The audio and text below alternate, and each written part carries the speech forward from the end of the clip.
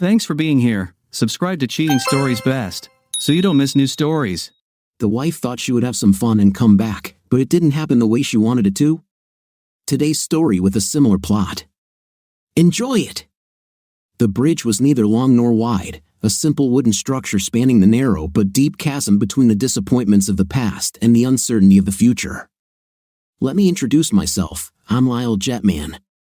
I'm 38 years old now, a man who previously differed from other men only in that he was the husband of Gloria, 36 years old, and the father of Robert, 12 years old, and Anna, 8 years old. A very pleasant family picture, but with a significant financial burden. To fulfill my responsibilities as a husband and father, I worked at Countryman Realtors for 5 years before Gabriel Zello purchased the company from Bernie Schlier. Real estate was not my initial career or even my desired choice. I began my career after graduating from law school. By that time, I had been married to Gloria for 3 years. She was pregnant when I graduated from law school. It wasn't a very promising job market for young lawyers, but Gloria's pregnancy gave me a strong incentive to find a job that could support my family. The first job I was offered was working for a law firm that specialized in representing banks and closing home loans. It wasn't the job I dreamed of, but it was a job. While I was in law school, Gloria worked as a bank teller to support both of us. She earned enough to pay the rent and feed us. I worked a few part-time hours doing whatever I could to supplement her income. Loans and scholarships paid for my education, but I connected my future with the Department of Education. Since Gloria apparently became pregnant during my law school graduation, I accepted the job offer. This was only the first of many concessions to the strict demands of married life. Back in those ancient times, banks lent money to individual home buyers to purchase houses. In retrospect, it was the profession of a gentleman lawyer. I sat at the house flipping desk to represent the lending bank at the mortgage closing. The buyer paid the bank a commission of about $500 for my services. The law firm received this amount plus another $500 from the insurance company. Everything was about a solid $1,000 earned every time we shook hands at the end of the house. The company, of course, received money, and I received a tiny part of it as a salary. I think all good things must come to an end, and honest stinginess must be replaced by bad and pure greed. Shortly after my wife Gloria gave birth to our second child, small banks were swallowed up by big banks, which in turn were swallowed up by even bigger banks. Retail loans were a thing of the past. Banking became a wholesale trade. Everything was brought to an industrial level. Every morning, I would arrive at work to find a stack of paperwork for mortgages that were supposed to close that day. I guess the profits were huge, but running between rooms where simultaneous house closings were happening left me with an uneasy feeling that things couldn't go on at this rate forever. In the 7 years of my legal career, I had progressed not to partnership but to the high status of a private contractor. I earned $75 per closing. I was making a decent income considering I was closing 7 or 8 loans a day, 5 and sometimes 6 days a week. But can this continue for long? I had this nagging feeling of impending doom. Bernard Schleffer approached me. Bernie, as he preferred to be called, was looking for what he called a smart guy with a law degree to join his company. His main contract was soon retiring to the Sun Belt, just as Bernie wanted to expand. Bernie's company, Countryman Real Estate, held shares in the Scarlet Woods development. This development consisted of 100 approved lots, and the site plan called for another 400. It was 2 miles from the tech park with the International Foundry. 2,000 high-tech jobs were mapped out on the drawing board, and Bernie was ready. Schleffer was a builder-developer. He was neither a salesman nor a small business financier. If you needed to raise a couple of million by selling your growth dream to a banker, Bernie was your man, but he couldn't sell anything to a housewife with the addition of a real stone countertop or to her husband with a variable rate mortgage. Oddly enough, when Bernie and I met, everything was perfect. I enjoyed selling houses and was a detail-oriented person. It was all about these rustling paper documents of delivery. I also learned the value of profit centers from my former employers. I increased Bernie's sales by the amount sold by his own company, home insurance agents, movers, gardeners, and so on. We quickly became a full-service agency with a single purpose. Our function was to sell more houses and get everything we could from everything that came with them. Bernie started building, and he did it very quickly. I ran the office, and Bernie handled the big deals while I managed the smaller ones. He made a lot of money, and I was his well-paid employee. He saw the approaching disaster. Bear Stearns was the tip of the iceberg, and the investment bank Lehman Brothers was the ship that actually hit the iceberg. The day the roof fell in, Bernie was smiling. What goes up must come down, but real estate will always rise again. If we can survive this within reasonable limits, we will be ready for great expansion. Bernie bet the market would come back. I buckled down and squeezed out every last cent, which he then invested in bigger and better country properties. Bernie only had one problem with it. He was a big fish in a small pond, and he wanted to swim in the ocean. One evening over drinks after work, he broke the news. "I sold everything," he said. "What?" "Calm down. The new owner won't change anything, at least not right away." Bernie was right again. When I met Gabe Zello, my first impression was of his youth. He was not yet 30, and he managed to buy Bernie out.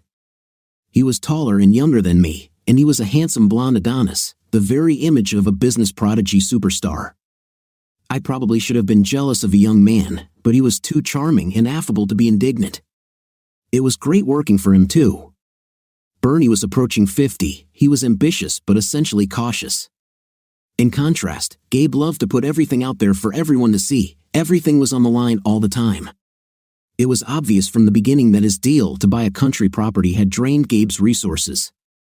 Gabe was more of a financier than a builder, more of a manager than a salesman. He loved quick money, and when the real estate market returned, his bet on the countryman was clearly paying dividends. Bernie was flying to Florida to a large real estate casino the night before leaving. I wished him luck. "Come with me, baby," he said. "No, because I'm not a child anymore." "I have a wife and 2 teenagers to support," I said. "Okay, but someday you will regret it," he said. "I hope not, but I checked the job market. There's not much left of my old company." Stephen Pender, one of the junior partners, managed to hold out during the collapse. He was glad to hear me, but he paid me 1/3 of what I was now earning. So I put my nose to the wheel to make sure the countryman stayed afloat. But overall, I was happy working for Gabe, as we called him. He treated me well and let me pretty much run the office day to day. Did I have any doubts about him? Yes, but my only dissatisfaction with the boss was minor. Bernie never hosted a formal Christmas party. Gabe went to the opposite extreme. He hired one of the best vacation spots in Saratoga, true, in the off-season, but still for a lot of money. The next party, on the first Saturday in December, was for staff, contractors, bankers, and realtors. It was a big fancy party, and there were a lot of guests. Gabe ruled her like a king. Well, it was his and perhaps there was a legitimate business purpose for it all. My dissatisfaction came around midnight, but it grew throughout the night. You see, I arrived with the hottest woman in this place on my arm. I married Gloria right after college. We were both barely 22. She worked a dead-end job to support us all while I was in law school. I will be forever grateful to her for this, but she brought on her own pregnancy by going off the pill while I studied for the bar exam. Pregnancy may have been for the better in the long run. We were good parents and still are. While I was struggling with renting houses, Gloria was raising our kids and working at night to get her doctorate in child psychology. When our youngest child returned to school, Gloria returned to work. She found a job at the State Department. She also started what I now call her running career. Gloria could be called chubby. She was fat compared to some starved models. But at age 30, she went from swimming at the YWCA pool for 2 days and running just after our kids to running solo long distances every morning. My wife got up early to walk 5 miles cross-country. Every evening she did half an hour of sprinting. She had the fastest time of any local female runner. Only national competitors have beaten her once in local 5K and 10K races. She competed in the New York City Marathon 3 times, finishing in the top 100 women. I'm not a homebody. I go to the gym at least 3 times a week and bike 20 miles on summer weekends. But I have over 5% body fat, and I don't have a body that looks like it was sculpted by Michelangelo. I supported Gloria in her efforts. I saw her get up before dawn and come back sweating when I woke the children. I was proud of my wife. So when I walked into the Christmas party with this tall black-haired beauty on my arm, the conversation died down, and people turned to see the striking Gloria. She was just over 6 feet 2 inches in her 3-inch heels, just my height. Her raven hair spilled over her shoulders. When she runs, she wears it in a ponytail, which causes applause behind her. That evening, it shimmered in the light of the ballroom lamps. Gloria tried her best to get to the party. She was wearing a new tight black dress. The scallop-trimmed dress showed just a hint of her cleavage and was immodestly short to show off her fabulously long jogger legs. This dress made everyone notice her flat stomach and her sculpted butt. She was the subject of passionate art. My wife was no longer a chubby girl. She was a wonderful woman in my arms. Gabe wasted no time in greeting us and leading Gloria off to dance. Although I admit that they were a lovely couple, he is taller and stronger than me. His attention seemed to cross the line of foul just before midnight. He approached her and kissed her passionately under the mistletoe. I'm not jealous. Yes, my wife is hot, but I trust her. We went through many difficult times together, years of law school, raising children, paying off school loans, and we survived illness, including miscarriage. I feel sorry for the couples who never fought together. I believe it's the tough times that bring you together and make your marriage strong. Gloria and I experienced everything together and loved each other. Gloria was drinking and clearly enjoying everyone's attention. I chalked it all up to this. I picked up my wife and took her home. Nothing more was said, and she acted as if nothing had happened. I just drank too much, I told myself. 6 months later, Memorial Day weekend arrived. The first half of the year was good in the real estate sector. The number of clients had increased significantly. The last week of May was the hottest in the last 10 years. The company's operating account was filled with cash from home sales that were scheduled to be deposited on the first business day of June. We would check the checks and then electronically pay the bank when the office opened after the 3-day weekend. Are you coming to camp for the weekend? Gabe asked. Gabe rented a mountain cabin in the Adirondacks for Memorial Day weekend. He hadn't talked about anything else for weeks. His invitation was addressed to Gloria and me, but I wanted to avoid it. I don't know what Gloria's plans are, I said, trying to refuse him. Oh, she's with us, looking forward to it, he said hastily. Why didn't I believe him? But when he left, I called Gloria, and yes, she was delighted. I believed this was the last moment to stop the train wreck, but I just didn't see it. I both loved Gloria and trusted her. MapQuest told me that the ride to Gabe's house would not be easy.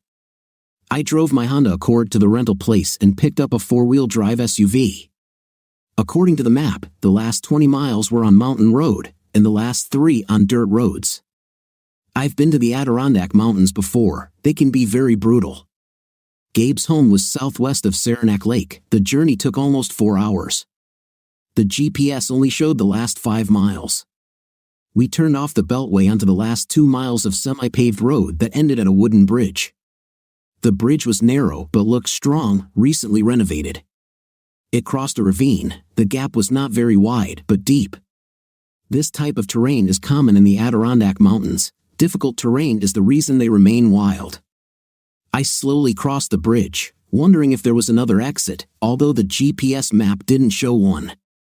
I had the feeling of a mouse caught in a mousetrap. I wonder if there is a cat here. 3 miles down a rutted dirt road, we came to a 2-story house. It was built on a clearing on the side of a mountain, about a foot below the summit. A dozen Adirondack peaks were visible to the north. We reached a remote location where what must have looked like a rustic cabin had been built. I parked the SUV in a well-maintained parking lot next to 3 comparable, albeit much more expensive-looking, vehicles. Everything looked new and carefully cared for. The cabin itself was one of those modern log buildings that just looks rustic. They are decorated in a modern style with traditional paneling, a large, comfortable modern building pretending to be a 19th century mountain retreat. The impression was vivid. Gabe went overboard again to produce it. I had no doubt who he wanted to impress, and it wasn't me. They greeted us on the wide porch with its Adirondack chairs and accompanying decor. There were 6 of them, 3 young men, Gabe, and 2 of his college friends. Ken Lewis was the shortest, at about 5 feet 10 inches but built like a weightlifter.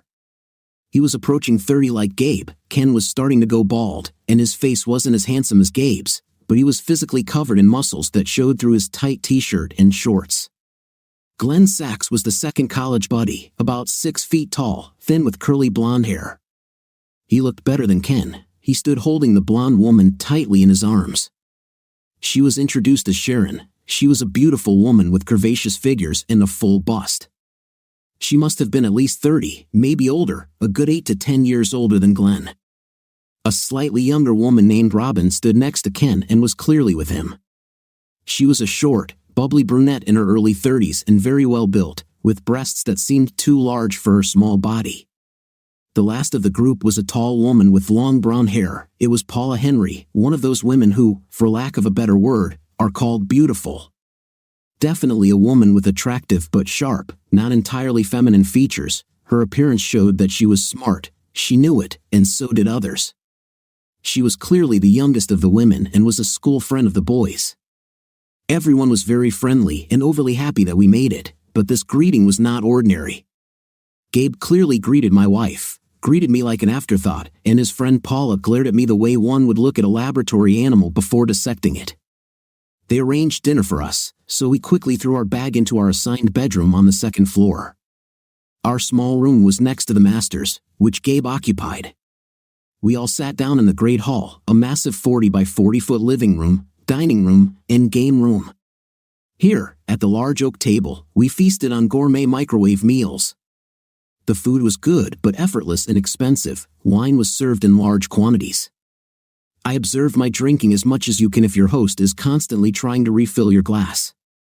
After dinner, the crowd sat around the gas fireplace on the terrace. Strong drinks and marijuana appeared. It was clear that this would be a weekend of drinking and light pill use. I began to examine my situation through careful questioning and keen observation. On the surface, I was attending a normal holiday weekend with my boss, 2 of his friends, and their girlfriends. However, everything looked more cunning. Just a few minutes later, it turned out that Robin had a fiancé somewhere but not here, and Sharon was married with 2 children and a husband at home. Sharon and Robin worked together and allegedly enjoyed a girls-only weekend at the spa together. Treason was treated casually and with humor. Paula did not take her eyes off me and did not seem to be part of this group. You'd think she was with Gabe, but she wasn't. Offended by his flirting with my wife, in fact, he spent most of the night sitting between Gloria and Paula. Gabe continued to talk mostly to Gloria. My attempts to engage Paula in conversation were met with only polite interest. She sent me signals not to do anything. Around midnight, I sensed that the pleasantly excited guests were ready to retire to their bedrooms to conclude the evening's festivities, but they were waiting for something. Suddenly, Gabe turned to me and said, "Lyle, you must be tired from your long drive." "Yes, dear, why don't you go to bed, and I'll join you a little later," said my Gloria. "Damn it, not until I've had another drink," I said, grabbing the bottle, "unless you take it, Gabe." I smiled at him as I said this, but internally I cursed this pig who tried to seduce my wife. I also wondered what Gloria was playing at. She spent the whole evening with him, like at a Christmas party. Is she really in love? Has my 16-year-old wife fallen in love with my boss? It was a waiting game that night, but I won it eventually. Gloria went into the bedroom with me in our assigned room. Gloria slipped into the shower alone. I didn't try to join her. It didn't make any sense. She acted a little cold towards me when she came out of the shower. I slipped past her to rinse off too. I expected to find her under the covers when I came out, but she was sitting without clothes on the edge of the bed. "Please," she said, patting the bed next to her. As I sat down, she turned to me and said, "I want to have fun this weekend. Life has been hard, but I've worked really hard, and I think I deserve a break. I don't have any problems with this. You were a wonderful wife and mother during difficult times. You sent me to law school and raised my children on my meager salary while I went back to school. You worked hard to earn the amazing body you have, and you still contribute more than your share to our home. I'm proud to be your husband." I was awakened by the morning light streaming through the open blinds of the large bedroom window. Gloria was usually up long before. I went for my morning run, but her generosity with alcohol and weed last night had an effect. I got out of bed, closed the curtains, and entered the small bathroom with a shower. It was a small bedroom but more than adequate in its amenities. I showered, shaved, and went downstairs before anyone else. I decided to look around before the others got out of bed. I moved from the great room to a patio with a fire pit and built-in outdoor barbecue. The patio opened onto a raised terrace with a small pool and sauna. Open water seemed like a risky proposition in the spring in these notoriously cold mountains, but as I climbed onto the terrace, I realized that the entire complex was heated. The higher side of the mountain was covered with solar panels, so the pool was heated, and probably the house too. Walking across the terrace, I came to what appeared to be a small barn. There were no animals, but it was filled to capacity with ATVs, snowmobiles, and gardening equipment, including several small tractors. Passing by this building, I heard the sound of a small stream in the distance. The stream flowed about 20 yards behind a locked barn with a small chimney in the roof. Looking through one small window, I saw a generator and fuel tanks. In this way, gasoline was stored for sports vehicles and a generator for emergencies. Someone took care of everything. This place was an isolated world, obviously ready for any eventuality. The stream was small and shallow. I thought it was too small for fish until I saw one jump out of the small stream. "Are you fishing?" a voice said from behind me.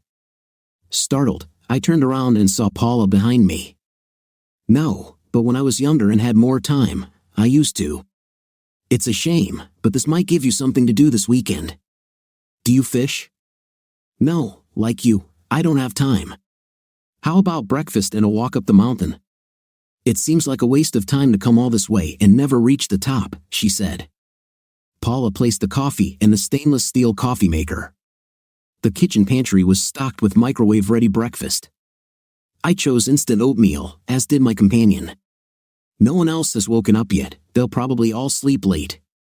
"How about a hike?" she said, smiling.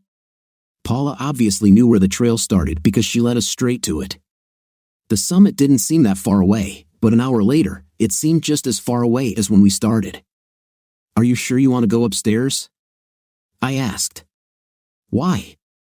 "You gave up, old man," she said. "I just wonder what the others will think when they don't find us." "Don't worry, I doubt your absence will bother them." Finally, we reached the top, and judging by the fact that the sun was almost directly overhead, it was approaching noon.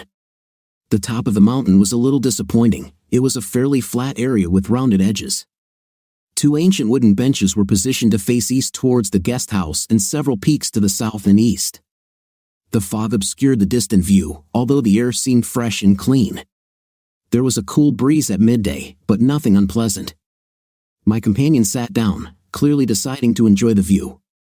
"Do you mind?" she said. "I would like to rest before going down." "No, the old man could use a break," I said. This made me smile. "So, Glenn is a broker, Ken is a banker, and Gabe is a developer, but we talked all night, and I never heard what you do." She looked at me appraisingly. Apparently, she was deciding what the harm was. "I'm an inspector. I work for the government. The job is low-paid and very boring," she said. "Have you ever inspected anyone we know?" "Oh, not lately. When we were in college, it seemed like I was always needed to help the kids, covering them from an angry girlfriend or providing cheat sheets for exams. They were always on the edge. This is what makes them who they are, extraordinary young people." "So, this is your job? Are you covering for them? What's the use of closing the barn door after the horse has gone out? This won't help you get your horse back. Rules only hold things back. It's better if smart people raise their hands, and the rest are pushed aside to make way. The best thing is that in the end, everyone benefits according to their own merits." "So, what is your task for this weekend?" "It seems like you didn't attend the party last night," I said. She fell silent, as if the question had taken her by surprise. I stood up and walked to the side where I could see the road leading down the mountain. There was no other way, only one way out. I turned and glared at Paula. Has she thought about this? The rest were, as I realized in a moment of gestalt, completely blind to everything except their own physical appetites. But is it obvious? She was looking. She must see the problem the same way I do. I'm just here as a designated teetotal. I make sure everything is going well, that nothing untoward is happening. Any problems are rejected. I don't want to interfere unless absolutely necessary." "You mean unless the Golden Boys need you?" I don't think I would put it that way, but I can certainly see what's best for them, for everyone, in the long run. Should we go downstairs? I asked. What a rush. The way back will be fast. Yes, faster, but the slope is steep and maybe more dangerous. You can fall hard. Why bother when you're at the top, she said, but she got up and began to descend. We arrived at the lodge without incident, but my misgivings grew stronger. We found the rest by the pool. I had never seen my wife in a black bikini. Her body was amazingly exposed with a small amount of material. The other women were a little better, but as Paula and I approached, I saw my wife sitting on Gabe's lap, giving him a deep, sensual kiss. We're back, Paula shouted, causing Gabe and Gloria to break the kiss. Gabe grinned like a bad little boy who had been caught stealing cookies but knew he wouldn't be punished. My wife's smile was too wide and obviously fake. Hey, where have you been? She said, as if she were talking to some random friend. An awkward silence followed. I felt my fists clench, but then Paula grabbed my hand. Well, we obviously missed lunch, and since we made it to the top of the mountain, we deserve some food, Paula said, dragging me towards the cabin. As we left the pool, I heard muffled laughter. I don't know what Paula had prepared. If I ate, I don't remember. She forced a glass of black Johnny Walker on me. It was straight and burned my throat. Think before you act, she said. It's just one weekend in a good marriage, and you need to think about your family. When we returned to the pool, the couples were already settled in the jacuzzi. The men laughed, the women giggled. My wife was still sitting on Gabe's lap. I didn't see his or her hands underwater, but I assumed they were both occupied. They were passing around a joint, and it was clear that everyone was high. Paula took a position where she could watch and where she was positioned between the jacuzzi and me. I pretended to drink more and then definitely walked away. I poured the glass when I was out of sight. It's a strange feeling of jealousy mixed with excitement. On the one hand, I was proud of my wife, but on the other, I was very disappointed. She worked long and hard to transform herself from the chubby girl I married. She was now a beautiful, athletic woman and rightfully desirable. I was proud that men wanted nothing more than to slip into the arms of her strong and loving arms. But what happened to her soul while she was building this fabulous body? Seeing her with Gabe was oddly hot. I could imagine these perfect bodies united in intercourse, a nightmarish vision, both terrifying and exciting. I wandered around the grounds of the lodge, observing how everything worked, killing time and dreading where everything seemed to be going, understanding that ultimately I may have to be in full control of my options. I walked into our bedroom, deliberately forcing myself to try to sleep. As I lay there trying to calm my thoughts, the question of why my wife was flirting and kissing another man haunted me. We have lived through so many difficult times together, our early poverty, the illnesses that afflicted our children, and the endless pressure to make ends meet on a middle-class budget. We were just starting to climb to a safe and comfortable place. The children reached the age when they could take care of themselves. My wife had a good, if modest, career. Now, after so many lean years, I was making good money, our debts were in hand, and our future was bright. Why give that up for someone as empty and vain as Gabe Zello? There was nothing hidden behind the charm and brash bravado. Take away the flashy exterior, and there's nothing underneath. Gabe has never designed a site plan, built a home, or sold a home. He was the head of a business that was run by others. He was a rich man, a rich kid, a prodigy who came from nowhere, whose only asset was the image of himself. What was Gloria thinking? She said she just wanted to have fun this weekend. Was it fun? And how will it end? I was really asleep, and when I went down the stairs again, they had already moved into the large room. Lunch must have come and gone. The drinks were still flowing, and the joints were passing by. Gloria was back in Gabe's lap. There was no pretending that they hadn't kissed. The bikini tops were removed from all the women, including Paula, who appeared to be sharing Ken with Robin. I walked straight across the room, heading towards the kitchen and food. I was heating up dinner in the microwave when Gloria walked in. "How are you?" she said. "It could have been better," I said. She seemed to hesitate and then made up her mind. "I spent the evening with Gabe," she said. "I noticed," I said. When the microwave rang, she smiled strangely. When I turned to the microwave, "No, I mean tonight, In his room, she said. I sat very quietly. I stood with my back to her. It was important that she not see the pain she was causing me at that moment. I see. But what about our 16 years of marriage? That's why I can do this. This is only for the weekend. Next week, I'll be all yours again, she said. Oh, and Gabby won't mind. She hugged me from behind, burying her head in my back. Gabe likes you. He says you two are going somewhere. It's just a fling, a little fun for the weekend, okay? She asked, and this last word was interspersed with hugs. Can I choose? I asked. Not really, it's decided. I'm just telling you so you know, she said. She let me go, and I heard her leave the kitchen. I walked to where the kitchen opened into a large room. They were already at the stairs. As they climbed, Gabe looked back. He smiled at me and gave me a thumbs up as if we were together.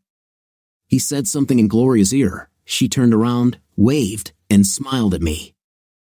I returned to the kitchen. Obviously, everything we went through together meant nothing. My wife left me and humiliated me. I threw food out of the microwave. I made coffee instead.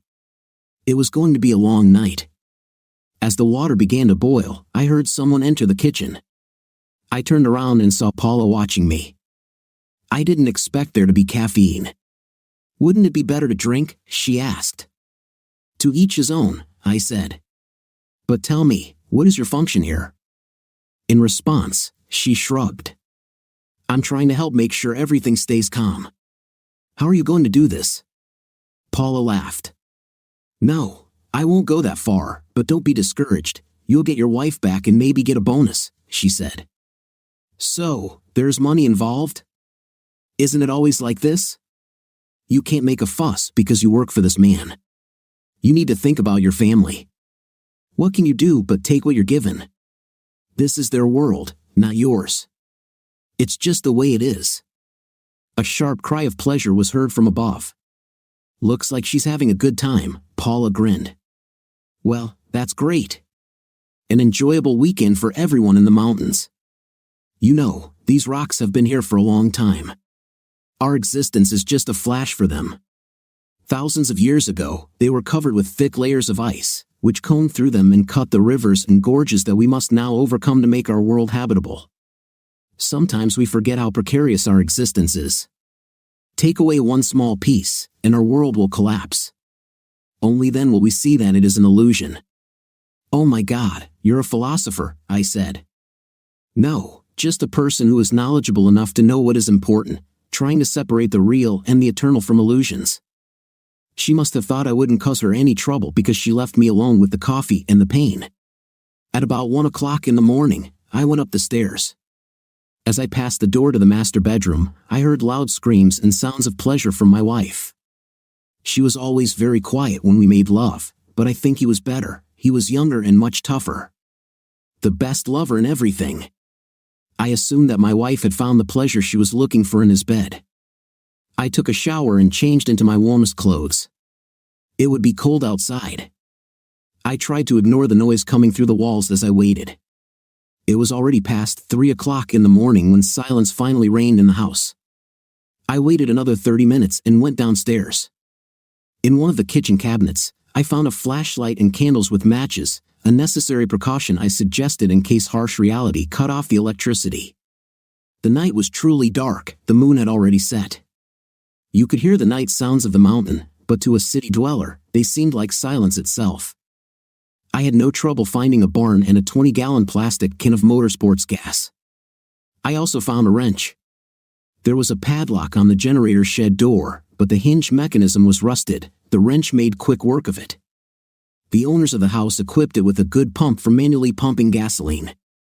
Less than 10 minutes had passed before the canister was filled with gasoline. It took a few more minutes to walk around the lodge and get to where my rental SUV was parked.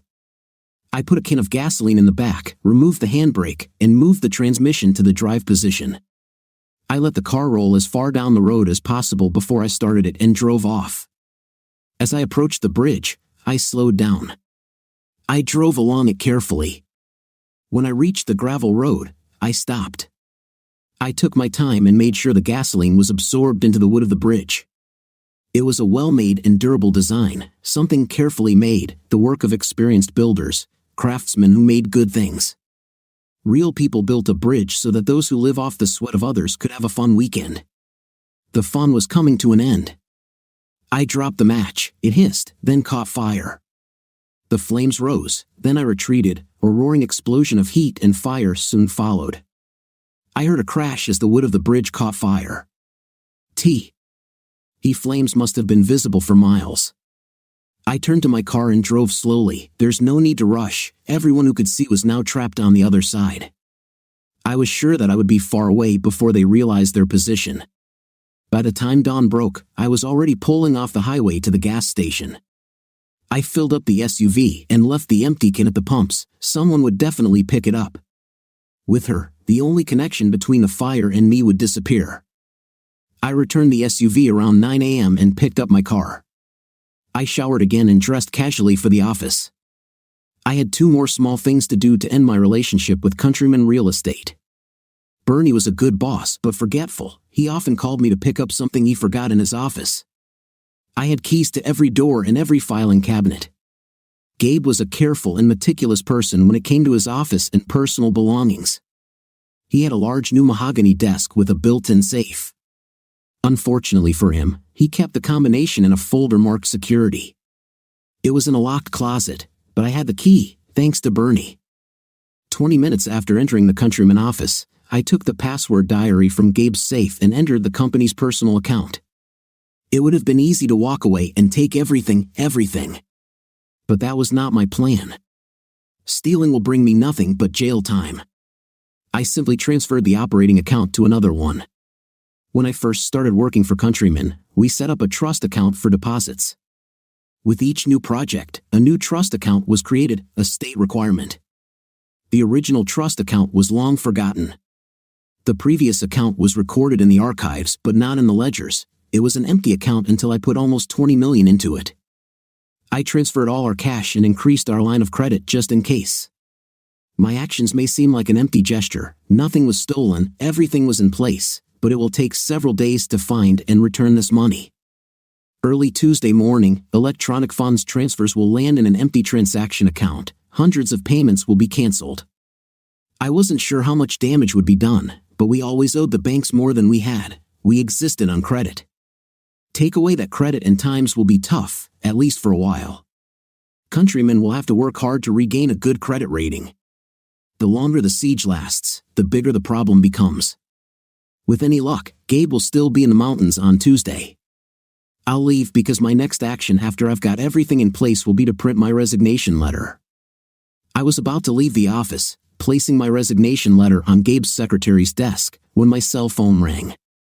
I looked at my phone, and a photo of Gloria appeared on the screen. I ignored the call. A moment later, the voicemail rang. I shouldn't have listened, but I did. "Babe, where are you? They say the car is missing. I'm very worried." "Call me," said my wife. About half an hour later, the phone rang again. It was Gabe.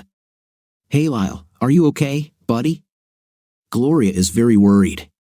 Call her right now." At the end, I sensed a slight threat. This brought a smile to my face.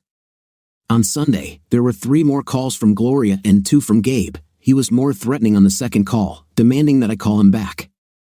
On Monday morning, I went to pick up the children from Gloria's parents. As I was leaving, Gloria called me again. "Lyle, I'll be back tonight. We need to talk. If you receive this message, please call. I'm very worried," she said. "This is childish," she said. I was sure she wouldn't come back. When I arrived at her parents', they were already waiting for me. "Gloria called and said you might be alone to pick up the kids," her mother said. "You need to call her, son," the father said. "She says she'll be back this evening." "I think it's best if I wait until then. There are some things we need to work out," I replied. Personally, I wasn't going to get into a discussion with my relatives if I could avoid it. My relatives were not happy, but there was little they could do. My daughter realized something was wrong, but I told her, "This is an adult issue between your mother and me, and to be fair to her, we should wait until she comes back to discuss it." After getting the kids home and getting comfortable, I went to our former bedroom and called Felix Rodriguez. "Hey Lai, how are you?" he asked, answering. "Not so good, Felix." "I need your services," I said. Felix was the best family lawyer I have ever known. He was good both as a lawyer and as a man. "Oh, what's the problem?" he asked. "I need to file for divorce." "Under no circumstances should you joke about such things. This is the case. Gloria has an affair with Gabriel Zello, you know, my boss." "Crap, I'm truly sorry. What should I do?" Felix and I discussed this for about an hour on the phone. I made an appointment for late Tuesday afternoon to get the process started. Phone calls continued to come from the mountain. Apparently, her parents called her. The messages were conciliatory. Gloria alternated with Gabe. Now there were no threats. "Hey, guy, if I made a mistake, I apologize. I don't want what happened this weekend to affect our working relationship. It would be bad for everyone, if you know what I'm getting at," he said. Then, around 5 o'clock in the afternoon, Lyle, please call. Something happened here. There's no bridge, we're all trapped. "Call, I need to talk to you," my wife said. First thing Tuesday morning, I called Stephen Pender, my old companion. We agreed to meet for lunch at a modest diner in one of the shopping centers. "Are you sure about this?" Stephen asked between bites of his pepper jack tuna sandwich. "Already done." "I have officially resigned," I said, as if to underline this fact. I received a call from Donna, my secretary at Countryman. "Lyle, they say you resigned, but you have to come, everything here is going to hell." "Something is very wrong," Donna said. "Sorry, I cannot, I don't work there anymore." "I suggest you call Gabe, they say he's stuck in the mountains, something about a bridge," I replied. Sorry to hear that." "Well, don't worry, I'm sure everything will work out in the end," Donna said. "Something I should know about?" Steve asked. "No, this doesn't concern me anymore," I said. "Well, if you're confident, I think I can improve my last offer by $10,000 a year if you can start right now," Steve said. "Isn't tomorrow too early?" I asked. "No, that would be great," Steve said. On Wednesday morning, I started working at Pandora and Partners. I had just begun to settle in on Wednesday afternoon when I had a visitor. "Where's my money?" "Urine," Gabe Zello said. "What kind of money are you talking about?" "Well, you know, operating funds." "Sorry, but perhaps you should talk to the company accountants." "If I do this, I'll sue you for embezzlement," he said. I just smiled at him. He found a way to get down from this mountain, but where are the operational means? You think you're some kind of wise lawyer, but you're just an who can't satisfy his wife. "She really had a good time with me, and I will caress her whenever I am in the mood," he said and ran out. The next day, I received a call from the police. They called and asked me to come to the station to answer some questions. "Sorry, I just started a new job, my time is very limited, but I can freely answer your questions in writing, and I will call you back," I said. The officer who called tried to explain that they don't do that, but I immediately explained that I am a lawyer and I do everything in writing or not at all. We walked in circles for a few minutes, and then he hung up. I knew the police would have to verify the embezzlement charge before they could act. This would mean tracing the money. I expected them to find the money in the company account where I deposited it a few days ago. This should all end there. After that, it will simply be a civil matter and an unsuccessful one at best. I was wrong. It took them 2 weeks to find the missing funds.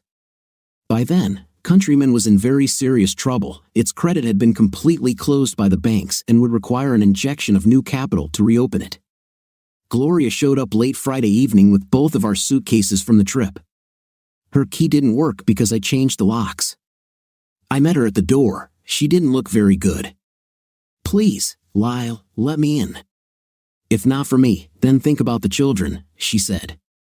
"No, I won't let you in because you don't live here anymore." "I parked your car on the street. I assume you still have the car keys," I said. "Do you hate me that much?" she asked. "Yes," I said and closed the door. I decided that she would go to her parents. I asked Felix to serve her with a restraining order and file a petition for divorce. The few days of respect that the bridge gave me paid big dividends. Felix forbade her to come near me, and I received temporary custody of the children. It took her 2 months and probably every cent she could scrape together to get into the swing of things. By then, the divorce was already in full swing, and all we had to do was work out the details. Gabe Zello was not so lucky. Countryman Real Estate was forced to close its doors. He stopped doing business immediately after Labor Day. The following week, I had a visitor. He was sitting in the visitor's chair when I returned from closing the third deal. He was deeply tanned and looked quite healthy. He was lightly dressed for the early northern autumn. "Bernie, how are you?" I asked. "I'm fine," he said, craning his neck to look around my meager office. "What brought you to the cold north?" I asked, feeling that this was not a random visit. "Well, here's the thing. Okay, Florida is infested with sharks, and very few of them are in the water. I thought it best to go back to what I know," he said. "Oh, I think it's good that you're back," I said, not knowing what else to say to his confession or what he wanted from me. Bernie read the question in my eyes. "I dropped a good chunk of cash there. I'll have to start over and start small, but it looks like I'm lucky. This company I own seems to be affordable," he said, a smile touching his face. I looked at him and smiled back. We both stopped laughing. "So, what do you want from me, old pirate?" "Well, here's the thing. I need a partner. At my age, bankers believe that any business I start will have no continuity, and well, you and I would make a good team. So, what do you say?" "I have very little money. You may have heard that I'm going to get a divorce," I said. "Yes, I heard," he said. I wondered how much he heard. The story spread quickly. "Look, why don't I give you 10%, he said. 50%? Be reasonable, you just said you have no money." "I bet you do too, but I will agree to 45%, I said. "Look, 25% is fair, but this is not enough. 40% and an option to buy another 10% in 10 years. "Okay, I just hope I live to see it," said the man who I knew was going to attend my funeral. Bernie and I are back in business. We bought every lot Countryman owned at a discount from the banks, who were now holding them using the same bank's money. I thought it would be difficult for us, but we soon had a very strong business building and selling houses. Life moved on as usual, and so did my divorce. It was mostly a custody and visitation battle. We ended up developing a complex joint custody and visitation system. That's why I came home to a dark and empty house on Christmas Eve. Gloria took the children for Christmas. I was supposed to get them for Christmas since Christmas was on a Sunday. They had to return to her place on Monday, which was her day off. The kids couldn't stand this kind of routine. As I approached the house, I saw a figure sitting on the steps. She was sheltered from the cold and light falling snow. I was next to her before I recognized my ex-wife. "Gloria, what are you doing here?" I asked. She didn't look very good. She was even thinner than the last time I saw her, and her eyes seemed empty and indifferent. She had clearly cried at some point in the recent past. "I want to go home," she made sounds. "Where are the children?" I asked, ignoring her plea. "With my parents. They also want to return home. We want to be a family again in our little house. What you did to us is unfair." "I didn't do anything like that." "Well, yes, that's true. I made a mistake, okay? It was a bad and offensive mistake, but it was just one mistake. It was you who destroyed our family," she accused, and anger could be heard in her voice. She made a conscious effort to calm down. I told myself I wouldn't lose my temper. "But please understand, I have anger issues over this," she said. "You have anger problems?" I was amazed. "Don't pretend to be innocent, you're not like that at all. Did you just happen to be ahead of everyone else?" "I'm not stupid, Lyle, you were never a saint. I know I hurt you, but that was never my intention. Do you really expect me to believe that you thought having a night with another man right in front of me wouldn't hurt me?" I said. She turned away. My words obviously hurt her deeply. I saw her wiping her eyes with her hands. Although now her back was to me, it was clear that she was crying. I was always the fat one, the last one to be invited to dance, and I had to accept the one who asked. I was a good girl, so I spent a lot of time fending off rude attacks. I waited all through high school and most of college for the right person. When I met you, I realized that I had found the right man. I was a virgin when we got married. I didn't make a big deal out of it, but I thought you knew. You are not a prince now, and you certainly weren't then. You were an ordinary guy. But I loved you with all my heart. Yes, you were a little smarter than the others and a little more ambitious, but we were always broke. I learned to live with lower expectations because I loved you. It hurt me to see you struggling so hard. Then Gabriel came along, and everything seemed to get better. He had everything a woman needs in a man. This time, the prince wanted me. It was very flattering. After the Christmas party, he kept calling me. It wasn't serious, just flirting, you know? Beautiful women get things like this all the time. It's not that I haven't been pestered, but not by people from the beautiful, powerful elites, she said. He said nice things about you and how lucky I am to have such a wonderful boyfriend like you. I bet he just loved me, I said. Exactly, she said. He said how hard you work and how he wants to reward you. I knew what he was saying. If I'm nice to him, he'll take care of you. I guess I let him convince me that you would win if I gave in to him. It's true, as is the fact that I wanted him. It was as if there was some crazy sound in my head that was leading me to him. I was torn between hoping that something would happen this weekend and being afraid that it would. Once we got there, all my resistance began to fade away. I turned to you. I did it. I asked you, what, are you joking? You told me you would go to bed with him. Okay. I didn't say it directly, but you knew what was going on, and you didn't say no, she said, turning to me. Tears streamed down her cheeks and dripped from her chin. Her nose was running. I believed in you. As I said, we lived together that night for 16 years. How could you do this to me? I said. But that's the point, we loved each other. It was just a fling, nothing compared to what we had before and what we will have after. Are you so crazy that you believe that after hearing you scream in pleasure for him, we can have anything we want? Oh, damn you, you can't be that stupid. It was all a sham. I wanted to be good for him. I put on quite a show. Such people need and expect it. I never act like that in bed, and you should know that after 16 years of making love to me. I only know what you did, how you humiliated me. You took the golden boy instead of me, the jerk who gives nothing and takes everything. Powerful, isn't it? So where is he now? What happened when the crisis came? I'll tell you everything, he folded his hands. We live in a society that maintains the power of the few over the many on the myth of some secret genius they possess. Tell me, how did the genius manage to go down the mountain so quickly? He called a helicopter. By then, he already knew that you had done something with the business. It was very obvious that you had burned the bridge. He thought you stole his money. The others began to panic. Paula insisted that this could not be true, that it couldn't work like that. When the helicopter arrived, there was only room for Gabe, the rest quit. I believe the National Guard eventually set up a temporary bridge to save us. Sharon and I got back together. By then, her husband already knew the truth. She got into trouble just like me. Poor Robin's fiancé broke off the engagement.